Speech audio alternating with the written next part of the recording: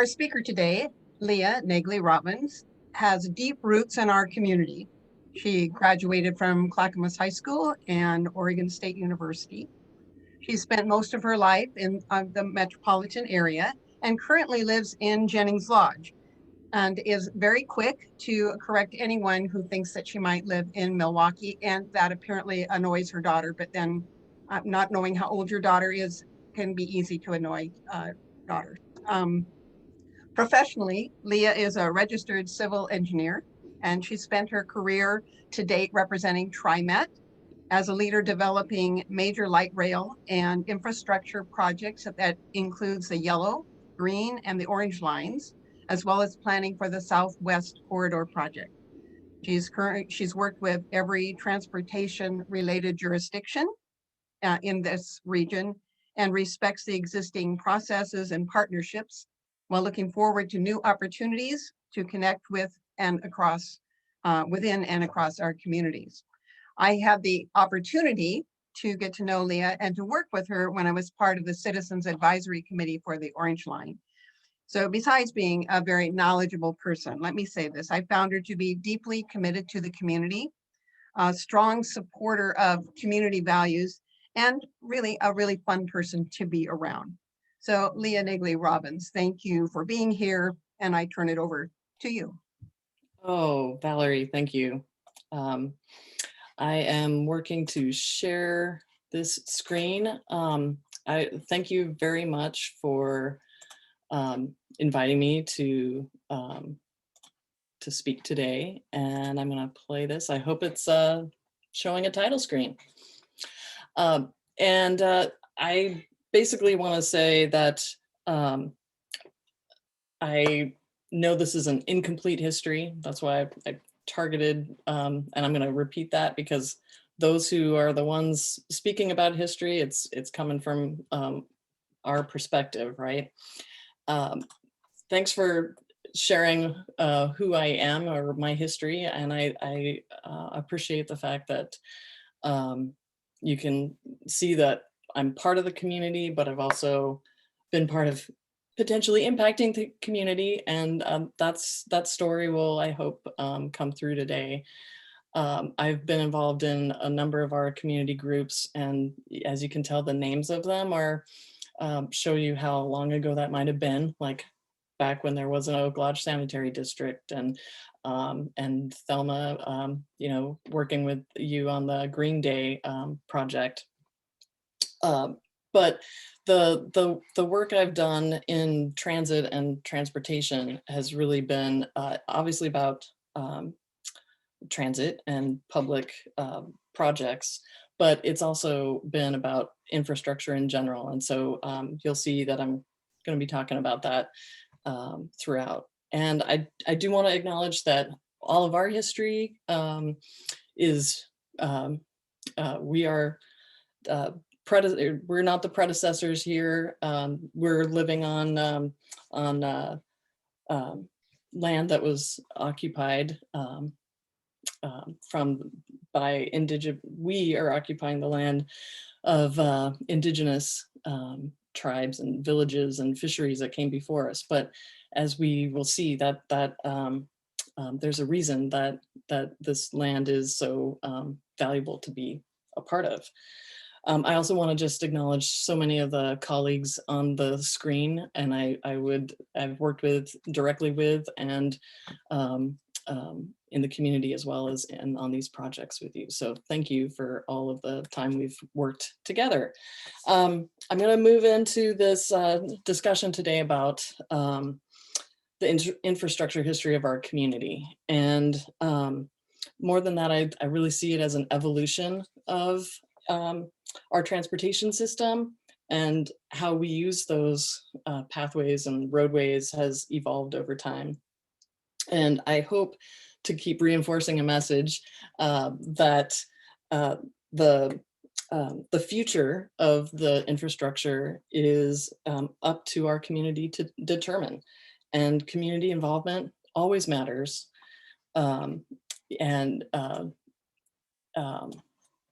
And the future really isn't set in stone. And Paul Gornick, I'm calling you out here. I know you have a good history with this structure. I think this is a good metaphor because this is new construction, but it's also combining transit and pathways and bicycle routes and nature. And that's something that we do have in spades in this community. But it's also like a cycle. And as you'll see on this aerial map of the history of that same area, and can you see my cursor? Great. This happy little structure here was an old pedestrian crossing of that same Kellogg Creek. This is probably in the 50s. I don't have the date on this, but when we came along in the 90s and 2000s to plan that structure you saw in the previous, that didn't exist anymore. But those pathways, those desire lines, still existed, and there was a reason to make that connection again. I will have more of these happy historic photos, and happy to share them. And I think I've already used transportation jargon for that. I want to just take a step back and say that our industry, there's just a lot of jargon, and I generically, when talking about the places that people go, it's about markets, it's about jobs, it's about housing, residential areas and commercial areas, and recreation. And how we get there range from many potential paths in a network. And those are desire lines, or particular ways on those paths to get to those desired places. So they can evolve from small paths to big corridors, and we've seen that, and we'll talk about that more. And they can range from really low density impact to very high.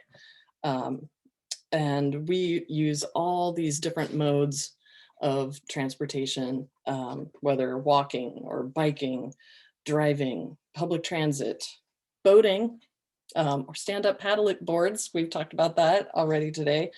And on many of those different paths. So one route can have all those modes, or just a portion of those modes. But I think, as you could probably imagine, we'll focus on the trolley trail today, as well as McLaughlin Boulevard.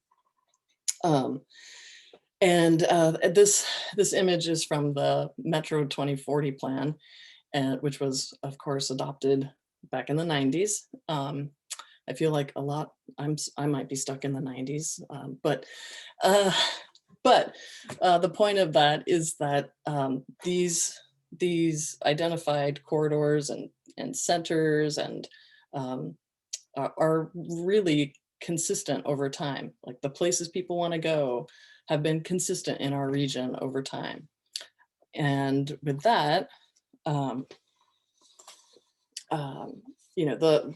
things that have changed over time are the cities, and we've got the city of Portland and Gladstone and Oregon City. And Valerie, you are so, your introduction pointed out one of my favorite things to do is to try to remind folks of where we are. And I think where we are matters, because of the identity of the area. And I have, whether it's on talking to the bank or the DMV or people I meet at the store, have those conversations that sometimes are spirited. And to me, it's important because it's about the identity of our area. And I feel like we need to know where we are before we can chart the course of where we want to go. With our population of, I think it's over 40,000 in the unincorporated urban area, we have a lot of infrastructure, a network of roads, an actually pretty good east-west network for the topography, and trails and parks. So it is as much a place for an identity, for a place to be and live and work, as it is for all of those many thousands of people traveling through the area to get between those markets. Looking at, and it's not just roads that I want to talk about today, because the unincorporated area has a lot of different jurisdictions. And that's another one of those terms that I like to use, because it covers all these different kinds of infrastructure. Roads, clearly Clackamas County is the jurisdiction of most of the roads. However, the state of Oregon with McLaughlin is the road authority for that. And water and sewer and storm.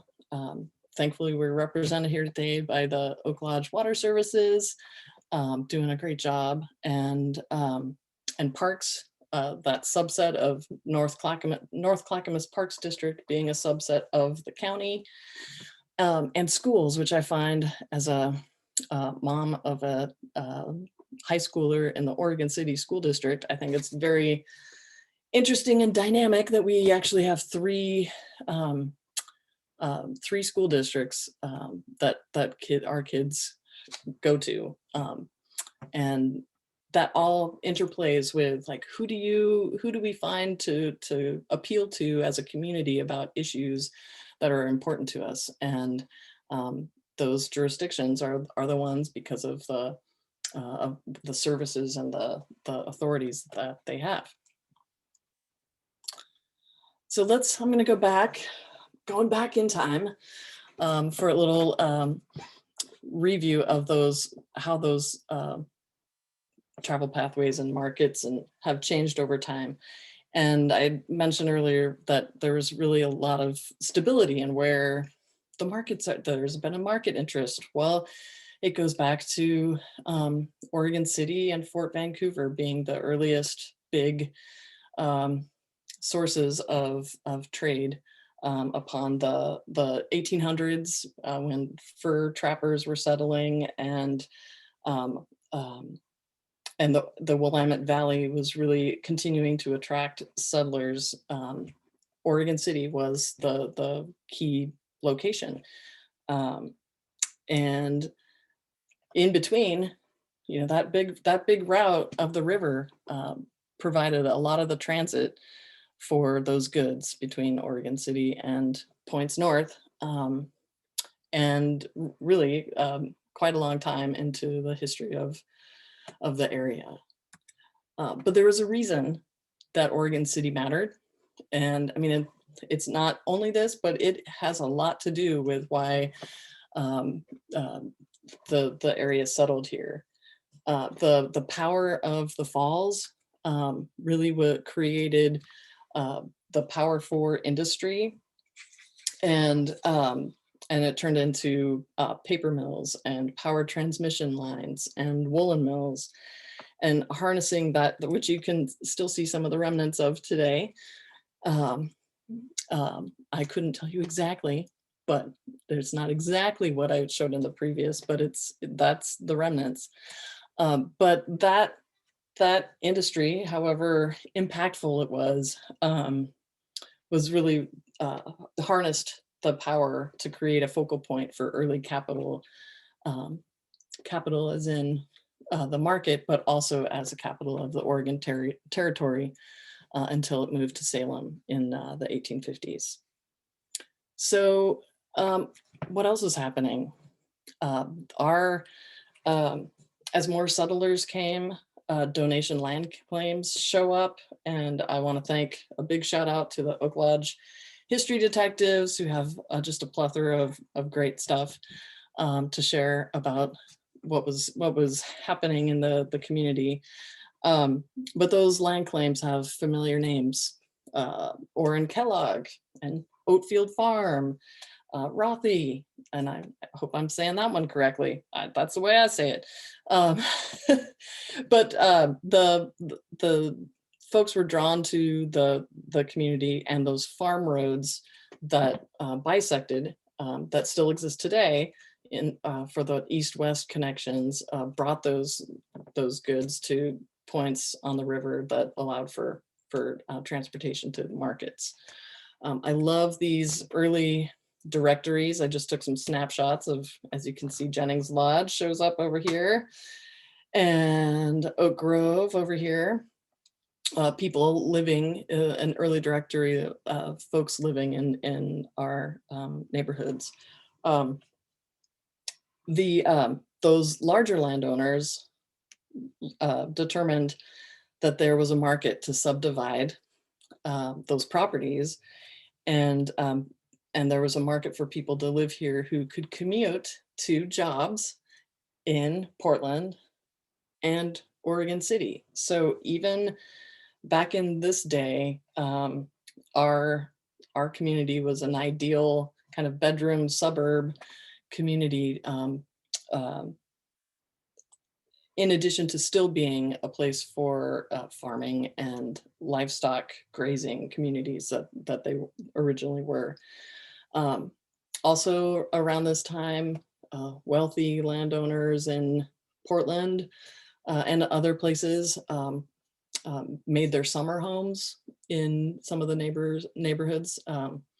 And it's just an evidence of how this was a beautiful natural environment to be in, as well as community with access. So now I'm jumping to like, wow, hey, it's an org chart, but it's also a crazy maze of companies. And I share this to get back to the infrastructure side of things. And by the left side of here is by 1906, all the transportation and power generating utilities in the area consolidated to form this Portland Railway and Light and Power. And it combined companies dating back to like 1901, combining railroads, power companies, basically into a huge monopoly. And it later, over time, devolved and separated into companies that you still hear of today. So these were the predecessors to Portland General Electric. And hey, there's TriMet down there. Yay. So this is all evolved. Many companies evolve over time, but I think the story here is to share that sort of what's old is new. You see this green line, that really was the pathway of those enterprises converging to like three major firsts in the nation. The country's first long distance power transmission line of 14 miles, and the first long distance transmission of both DC and AC current, and the country's first interurban railway, electric railway. So interurban being, between cities, not like a city streetcar system, and the fact that it was electric because there was all this power, all that power. They had a way to market it and use it. That first line went from Station A in Oregon City up to Station L up near OMSI. And this pathway continues, as we know, continues to this day. I'm sharing this aerial because this is, of course, up near OMSI, this mammoth, so big that the Mazamas actually used it as training hikes. I've got pictures of that, but I didn't include it in here. But there was a basically inexhaustible supply of material to burn to create a power supply for the north end of that route. And you can see it in the background. That's sort of the mountain of the sawmill detritus that was used to create a power supply. So that interurban was really a game changer for the growth of our area. And homes along the route, which aren't necessarily all shown here, there's a few more photos to share, but homes along the route, like on Arista, faced the streetcar because that was basically the main route through town. After the Lewis and Clark Expo, more technology was available to bring electricity to homes. And of course, the generation and the distribution system was in place to get that electricity to homes in our area. This is in Island Station and a crossing near 22nd, which you can also see here. The streetcar was here before the state sanctioned road. So just take a look at the plethora of power lines. Again, the power lines, were the draw to get power to sell to others, but there was so much to use that they could use it for the streetcar system. This might look really familiar. It is. It's still where the trolley trail passes under the Tillamook branch.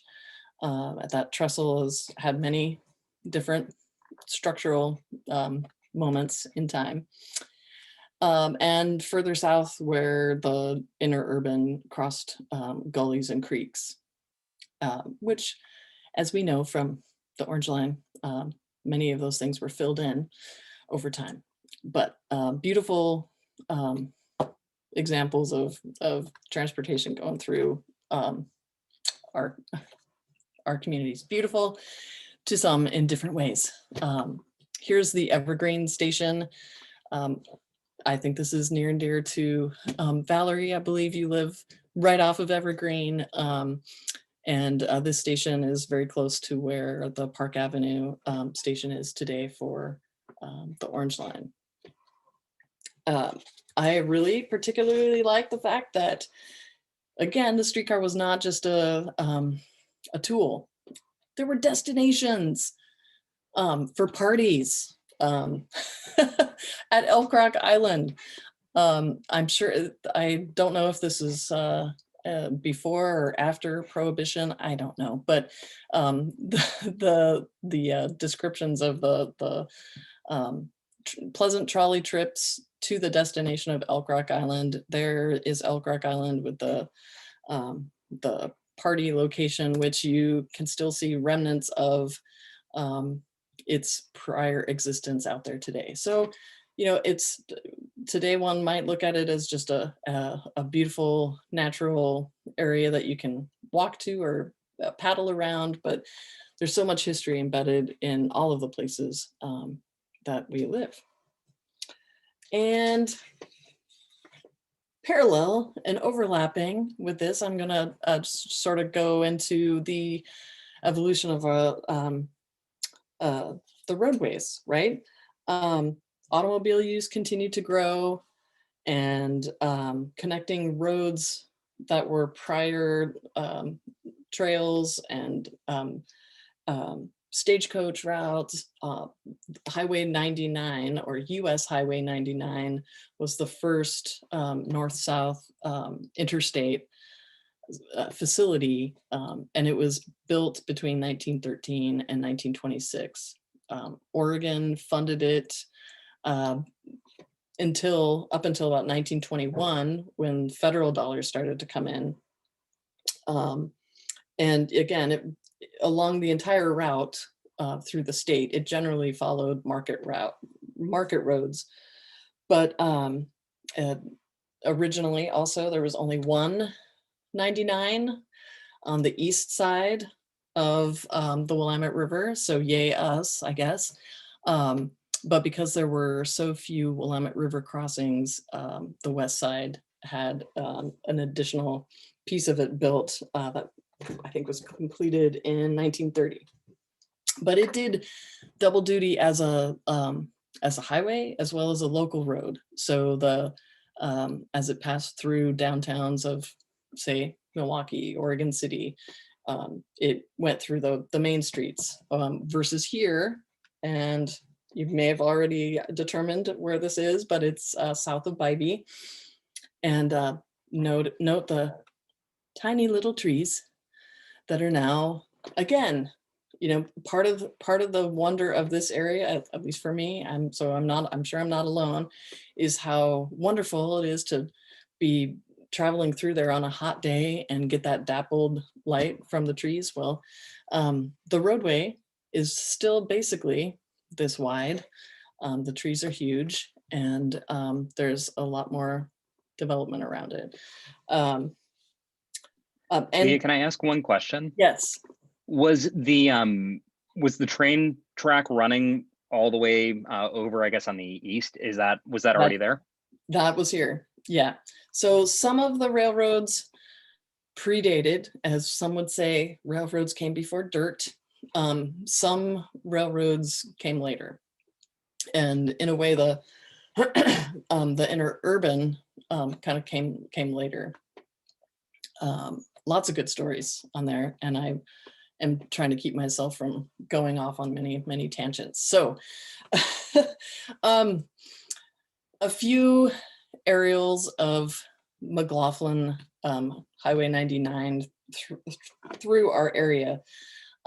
This one was not, when I found it, it was not cited exactly where it is. So in my humble opinion, this is around Oak Grove. And really I'm showing it here to illustrate that, that road sort of split and defined its own pathway, but the area around it was still subdividing from residential, larger farm claims, some commercial development, and then the land uses just keep evolving over time. And I really like this one too, because again, you see this thread of the roadway, and I think it also just an opportunity to talk about the car culture that was both part of the definition of this highway. They interspersed motor hotels and gas stations, along the way that was about the duration that it would take to run out of a tank of gas. But then that created this intermixing with business districts and other land uses that accommodated car culture. And in a reminiscent sort of way, who doesn't love a big drive-in theater? But you can start to see that as a metaphor for the way some of the land uses adjacent to McLaughlin are and have been developed to accommodate the car. And this is when I'm bringing us to a literal crossroads. I believe this location is Jennings and McLaughlin, and there's no trains on the track. But that's also maybe a metaphor for this transition with autos increasing and a story about the change between the streetcars, which is a bigger story than I'm here to tell today, but we can refer to that. The car use and the started to break apart the viability of the financial structure of that PRLP, the railway, and Portland Traction Company that had lots of great marketing in its day, branding, good times. A lot of people still remember, but the instability of that funding led to its divestment, and no amount of community appeal really could save it. I'm going to also share this really lovely, I'll read it since a lot of folks, at least my daughter, can't read handwriting because it's anyway, that's beside the point. So this lovely letter from a student at Oak Grove School said to the Portland Traction Company, "Dear sirs, I understand that you want to take streetcars off the track. I don't think it's a good idea. If the streetcar was taken off the track, it would cut down the value of property. Also, my grandparents could not go to town. If buses run to take the place of the streetcars, it might cause smog. How would you like to have a freight line come screaming through your backyard in the middle of the night when you're trying to sleep? Yours truly, Judith Kipp. So I don't mean to make light of this, because those appeals are the same appeals that concern everybody today about big infrastructure changes. And that helps me kind of transition to other big stories, right?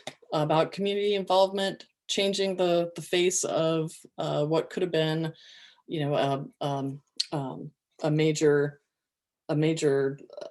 change to our environment. The trolley trail right of way after the streetcars went away, it still was a railroad right of way, but in the absence, and the transmission powers still, you know, were there, but in the absence of those active transit vehicles, there was this quiet neighborhood kind of pathway. And decades later, again, 90s, calling it out, that's when I arrived on the scene at TriMet, talking to the community about this South-North alternatives analysis. The trolley trail was one of the potential alignments for high capacity transit to Oregon City. And the public involvement and the community engagement really led to decisions to make the McLaughlin alignment the selected future corridor for that high capacity transit. And then that really, and again, I'm summarizing, this is Leah's history, not Thelma's, and I know we should have a lot of time, I hope, left for conversation at the end. But that same community of activists were empowered to bring the push for the creation of the trolley trail between Gladstone and Milwaukie. And so this incomplete story from me, the community involvement matters. It resulted in a master plan, and a lot of these things take a lot of time, right? But that master plan was in 2004, and the opening of the trolley trail was years later. But what's really important for me about this story is that the community made a compelling case why this trail would be critical to the livability of our area and our neighborhoods, but also how it would be really meaningful to connect to the larger regional trail system. And that made those two things, those cases that were made, made it important for the partners or the jurisdictional partners that owned the property or had the ability to create funding to make a partnership to buy the property. Metro bought the property and then develop the trail as it's used today, and that's the North Clackamas County and the North Clackamas Parks District. So then, you know, time keeps converging, interests keep converging. There's a wrinkle, right? The wrinkle being the portion of the trolley trail plan that had yet to be built when it became overlapped with the plan for the Orange Line extension.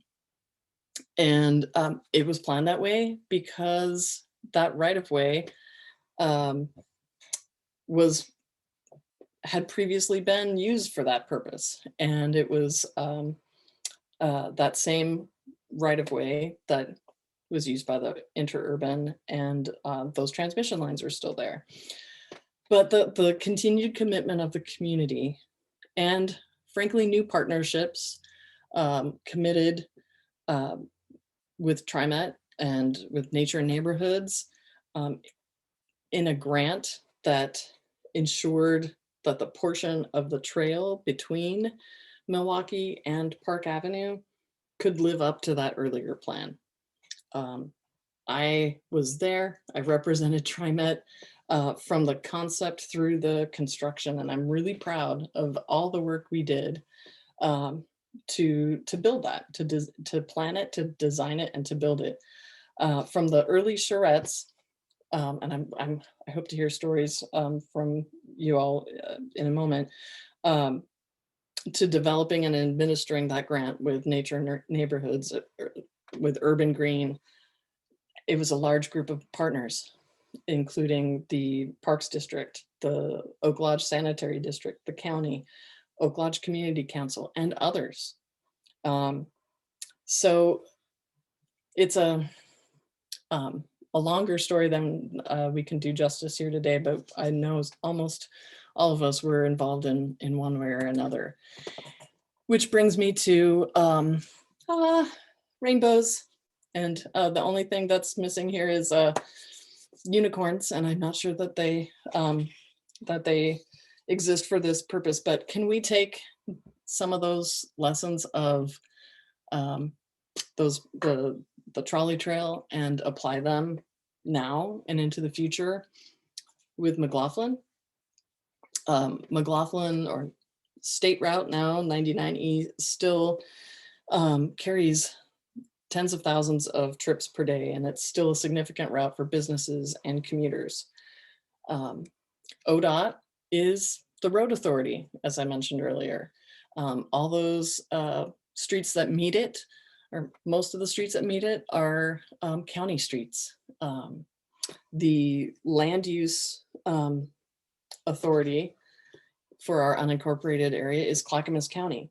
So what does that, like, why does that matter? And it matters because any change to development along McLaughlin requires approval from the county. And any change to the roadway, whether it's new driveways or signals or pedestrian crossings, requires the approval of ODOT. And under that umbrella, shall we say, things have happened. There's a vision plan. There are many plans have been under discussion over the last decades. One being the McLaughlin Area Plan, which has a vision of, reinforcing east-west connections and developing more at these nodes, jargon alert, but these points along McLaughlin. But it's not just about McLaughlin, the roadway. It's about opportunities for future development in a way that is respectful of the people who are here already and the people who are going to keep coming. There have been some wins along the way. I'd like to shout out for Fred Sawyer for working so diligently on the infill street lighting and the branding that, thanks to McLaughlin Area Business Alliance, of those signs that have been out there for a long time now. And for the sort of short-term benefit, things have changed over at least the last year or so, but cleaning up the sort of non-permitted signage in the right-of-way, that was part of the things that came out of the McLaughlin Area Plan. But there's still so much left to do. The largest vision, and this is just an example, and it's not meant to cover all of the ideas, but tying these things together, the largest vision in the plans are about what happens along McLaughlin Boulevard. Both the physical nature of the road, the sidewalks, the cycling infrastructure, as well as the development patterns.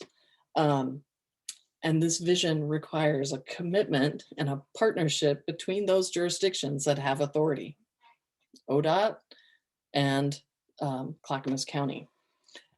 And though to form that strong partnership, there needs to be an imperative, and that can be a funding imperative, which unfortunately last November, the funding for some of these pieces didn't come to pass. But public involvement and community engagement around the importance of these changes to the community that lives here and works here is really important to keep moving it, propelling it forward. But what does that look like? And so the last piece here is this jurisdictional transfer. And for those who are like, what is more jargon? What does that mean? It is a mechanism for, and you can see in this map, those dark lines are arterial highways in Portland, in the metropolitan area, that that act more like local roads than big highways. And many of the communities along and the cities and counties are interested in changing the what those roadways look like. And Metro ran a process to look at all of these and came up with a list of, say, the top 11 that went through their initial screening about what could make a good transfer. And let me just share that transfer is using a toolkit of estimating the costs of bringing these roadways up to meet the quality and conditions that a local jurisdiction, for us, that would be the Clackamas County, would require before they would accept a transfer of, like, this ODOT road is now a county road. And that costs money and it requires agreements. And as you can see, there are so many of interest that, and right now, McLaughlin Boulevard is kind of the lowest of the high priorities. And you can see this, this jargon here, milepost 5.7 to 6.7. That's 1 mile of McLaughlin Boulevard. And that's the mile that is adjacent to the city of, the downtown portion of the city of Milwaukie. So the longer portion through the unincorporated area is not listed as a top priority. And one could, well, again, I would nod to what I described earlier, that these are my opinions of what I'm describing, but it sort of takes 2 to tango, or 3 or 4. And the local jurisdiction has to have an interest in a transfer. And so right now, Clackamas County would have to really be pounding the table to say, we really want to own and maintain McLaughlin Boulevard. And I think, Clackamas County is huge in its geographic size. And ODOT does is doing their job of maintaining the roadway. And so what's really at question is what could happen if a local jurisdiction now has that road? How could they change it while still maintaining traffic operations and safety to meet that local jurisdiction's needs? And there's a lot to talk about there. And I'm getting to that point. I just want to reassert that the local community involvement matters. Who owns the land and who gets to say what the standards are, that matters too. But we've seen cycles of development of these roads and rails and trails. And so I am adamantly optimistic that the future isn't set in stone. And so our community engagement can make a big difference in the future of our area. And with that, I just want to thank, this is only a partial list, but thank you for giving me this platform to share my various opinions and some factual evidence. So with that, please, I'm happy to answer questions and just have our discussion. Thank you, Leah. That was fantastic. I really appreciated all of the historic context, all the photos. One question came through in the chat box from Elvis, and I think this might just be another kind of jargon redefinition. High capacity transit, is this meant to include what's called light rail? To me, high capacity is underground or overhead subway-like systems, not very much light rail. So is high capacity transit light rail? What is high capacity transit? Right. I am happy to take my shot at that. High capacity transit does not, by definition, mean light rail. It means high frequency bus. It means options of all those. Bus rapid transit, ways in which modes can be operating that move more people, high capacity. So it does not by necessity mean light rail. Valerie, I see a hand up. Yeah, thank you, Leah. I thought that was really informative. So I'm going to go back. I have a question about part of what you were talking about at the beginning, which were desire lines. And this is about the railroad bridge going over the Willamette, because I raised 6 children out here, and although I would like to not know about it, I do know that my children, some of them and their friends, used the railroad bridge, both the one that to cross McLaughlin before there was a way across McLaughlin, but also to use, we know that people use the railroad bridge to cross the Willamette. Are those examples of desire lines that maybe the community should be thinking about what to do? Oh, absolutely. And if I, again, my opinion, if I was like master of the universe, that pedestrian connection would remain one of the highest priorities for Clackamas County, not for roads, not for necessarily transit, but it is a desire line. And back to that point earlier about Highway 99W, you know, there was a reason that they built more over there, because people were trying to get it around and through.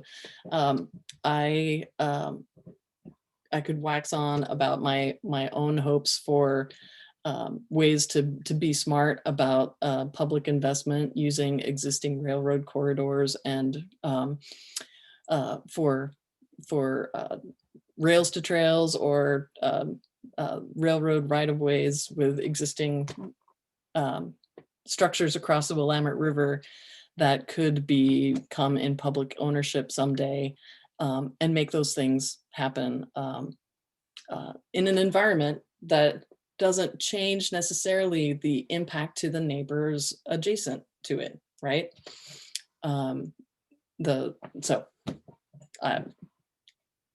Sign me up to make that a reality. I got a question in the chat, also concerning the Union Pacific Bridge across the Willamette. Where do the trains that use that bridge come from and go to? So I don't know if it's helpful to share, let me know if it would be helpful to share a visual, but that is actually part of the Tillamook branch of the same corridor that the Orange Line travels up as it goes through Milwaukie.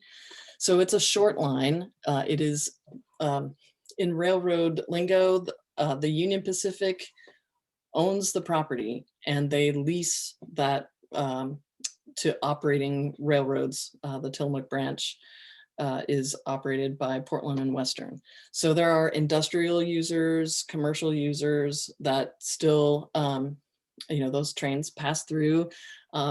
Valerie, you probably hear them, and others to the north of our area can hear them. And they run at least, you know, once a day, and sometimes they're carrying lumber.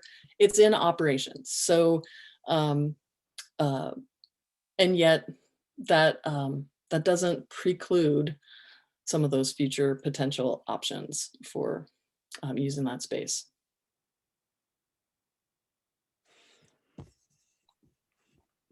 So I'll give us a little touch of the future to come with the trolley trail. We had our Friends of the Trolley Trail meeting last week, and 2 years ago, over the December timeframe, we had caroling on the trail, and basically we had a purpose for trailing, for doing that, and that was to identify problems that might arise because there are a lot of users on that trail after dark. And we wanted to know what the safety issues were for users after the dark. So caroling on the trail identified that there were a lot of people on the trail after dark, and that was in December. So there is a counter that there's actually 2 counters on the trolley trail. One is at Park Avenue near the light rail station down there, but it's on the trail, not on the light rail stuff. And then the other one is at Stringfield Park, and it is also on the trail. These counters that were placed by the engineering department in Clackamas County count users of the trail. So we have a total of the number of people that pass those particular counters every single day. They count 24 hours a day, and the data that comes out of it is set by hour. So we asked from the engineering department to give us data from the Stringfield counter, and from that data we have put together a report of the users for the dark hours. And along with that, one of our members, one of the Friends of the Trolley Trail, Tad Reeves, took a picture of a new section of the Springwater Trail down around 15th in the Selwood area, and what we've determined would be the first feasible, affordable thing to do to make the trail safer for those dark hour users is to stripe the sides of the trail. And the trail is only 10 feet wide. The Springwater is 12 feet wide, but it identifies the asphalt surface from the gravel that's alongside. You could see it in one of those photos that Leah showed. And so on July 24th and 25th at the Elks Lodge, the Friends of the Trolley Trail are going to be selling our trail t-shirts that we have. They'll be selling for $20 a piece. They are with the original logo from the trail, and we will dedicate that money, that the profit from that endeavor, to helping get money for striping the trail. It's going to take about $11,000 according to the county to do that project. So that's the future to come for safety on the trolley trail.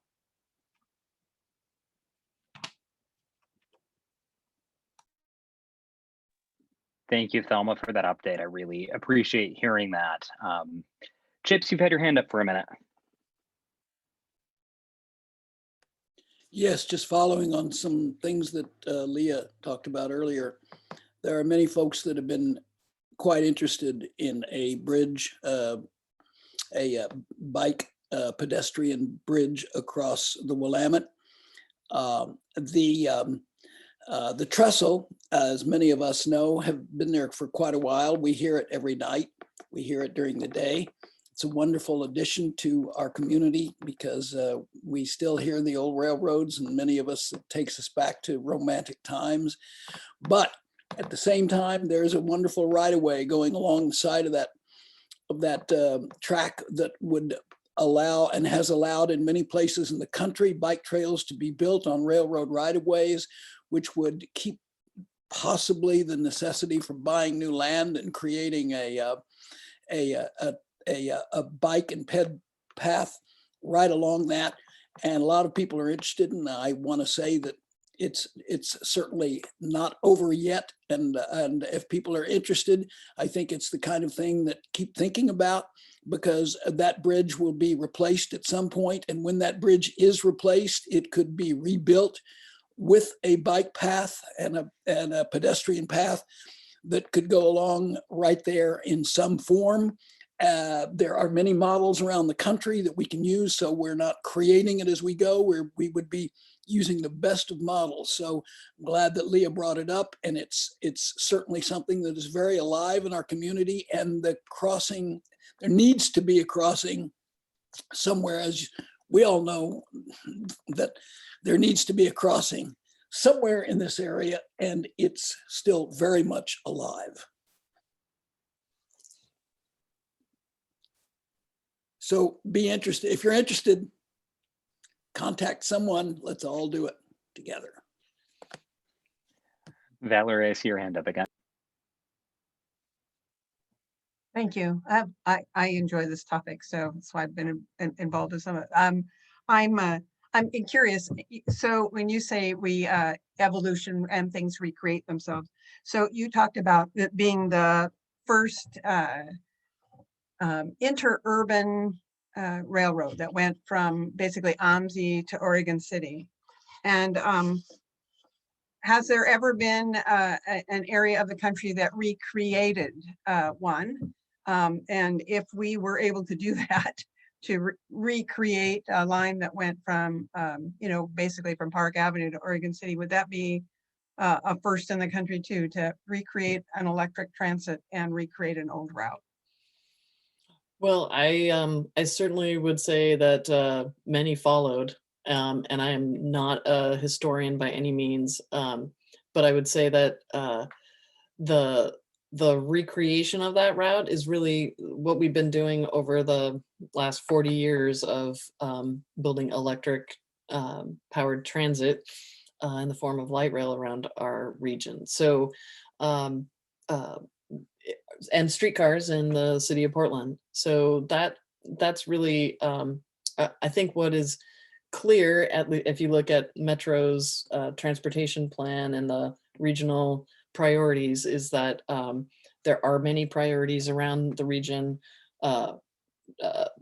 Electric light rail or other BRT, bus rapid transit to Oregon City is down there on the list. And as you know, it costs a lot to build portions of those types of projects. So if you're asking me, it's a long time in the future, especially given the regional vote on that would have built the Southwest Corridor. So however, that doesn't mean that better ways of getting around are not still possible on a smaller scale. Eleanor, I'm going to give you the last question. I'm looking at time. Hey, hi, Leah. Hi. I just wanted to really thank you for the emphasis on the old is new is old again, and really appreciating that sense of context and longevity, and what's good in one era becomes not so great in another era, and what are the cycles that we move through. And I remember seeing those photographs of those huge mountains of sawdust, these mountains of sawdust, and that those were used to fill in the slough that's there, which is why that bridge still goes to go, because anyway, the things that, what was a good idea once is like a big headache for people to figure out later. So just that understanding and appreciation of that, and where we are in the context for where we are now and what it is that we're trying to do. And again, Valerie, I so appreciated you picked up on, it was that desire lines. I was like, no, that's what I wanted to talk about, because that sense of the continuity and the consistency of what those desire lines are. And no matter what the details are of, what somebody thinks is good or somebody else thinks is bad, there's still these consistent through lines of desire of humanity from all these different times. And just, I really appreciate you putting that into context and helping us see where we are, where we've been, where we might go, with some information from the past and some respect for both sides of where we are. So I just really thank you. Thank you so much for that. Really appreciate it. Thank you. Thanks for having me. Yeah. So I know we're it's just about 1 o'clock. I wanted to thank everybody so much for being here and attending. Please let other people know about these things. We will be posting this to our website, which, yes, I know we keep promising, but it is coming soon, I promise. And we will have another speaker in July. We've not yet confirmed, so I don't want to say anything quite yet. But again, look on the second Saturday of July for another information session. Have a lovely rest of your day and weekend, and thank you all for being here so much. Bye-bye.